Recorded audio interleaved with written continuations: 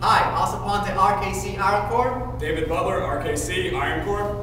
What we like to do today is just show a few of the very common mistakes we see people doing when we see them do kettlebells at the park, perhaps in front of their lawn, at their houses. I mean, they're very popular down here, so a lot of people have them at home. Or even sometimes on YouTube. On YouTube. Yeah. Instructors allowing their students and athletes to perform the swing correctly. Now, I think it's fair to say, we know at least of two different ways that the swing can be done correctly, and that is your GS style, which we don't do, and there's your hard style, Dragon Doorway, Pavel, yep. Brad Jones, all those guys. And that's what we're going to be demonstrating today. I'm going to have David perform a few correct reps, and I'm going to point out to you everything that he's doing correctly, okay? So remember, your best spot for you to spot someone is going to be from the side, because if you look from the back, you're not going to catch anything, or from the front. So from the side will be the best place to go. Plus you don't want to get hit with the kettlebell when they're swinging.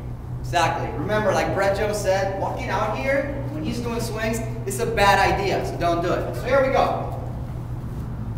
Gets into the position, what we call the ready position, nice and loaded. Stiff ankles, driving the feet through the ground, static stump. The knees locking simultaneously with the hip, which means he's achieving full stiffness in his core, a super stiffness right here. And the elbow, the elbow straight and the shoulders connected to the body. You want to stop? You alright? Yeah. We like to do this sometimes and just let him go while you keep talking and talking and see how long they can go. It's kind of fun. But anyways, so you saw all the main points. The feet being driven through the ground because you want to do that static stump. Okay, you're imagining that you're driving your feet really through the ground, and then the extension of the simultaneous hip and knee. Okay, and you demonstrate that without the kettlebell really quick. You come down and boom. When he gets right here, everything is locked. He'll fire off his quad and his glutes, supporting this entire area right here. Now he's got a good base to work from.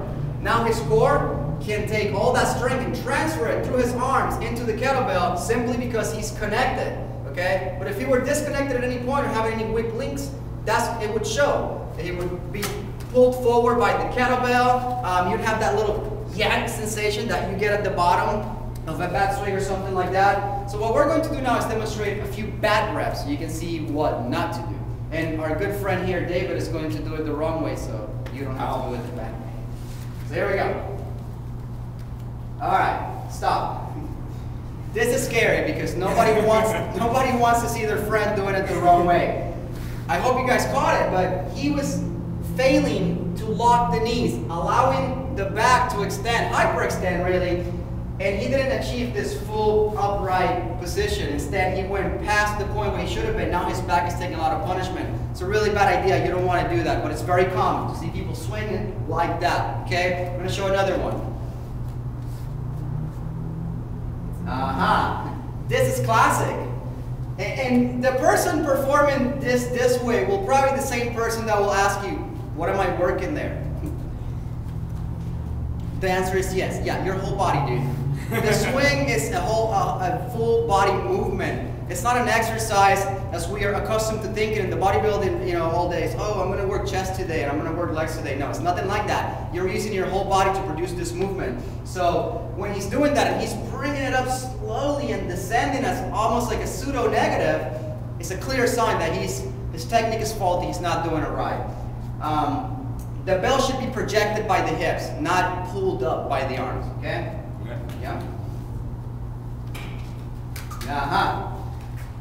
He failed to ground himself even before he approached the kettlebell. So when he swung forward, the kettlebell pulled him forward because he really was in a locked out position thinking about being grounded into the ground, what martial artists call rooting. This is very clearly explained in Power to the People, Enter the Kettlebell, and other books by Pavel and the Dragon Door staff.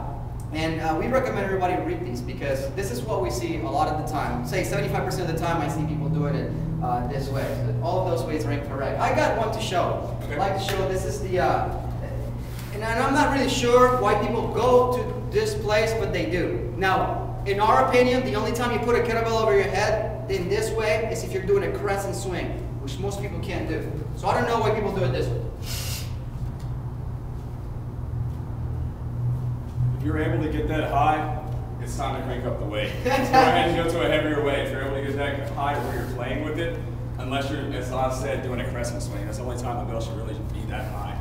Exactly. So as you can see, those are some of the more basic mistakes we see really. There's other more subtle things, like you're not really hooking the bell, you're more just gripping it to a pull-up in the swing.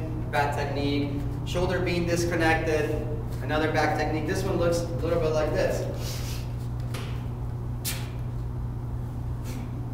You see how the arm gets pulled out? You went forward like I did. The arm was out of the socket as compared to being connected in. So when the kettlebell finally engages your arm, it just tends to yank you forward instead of you controlling the bell and keep it in a place where you're taming the arm. Principle that is very well explained in the RKC system and RKC certification weekend. And ultimately what we like to say is a good goodbye to our friend David Butler. He will be going to Texas, so if you're in that area over there, what's the job? Texas Kettlebell Club. We have a small facility in this town called Seguin right now, but we should be opening up in San Antonio soon. Great instructor. It's over there with Jesus Gaitan, who's also an excellent instructor of kettlebells. Worked with both of them. Very proud of that.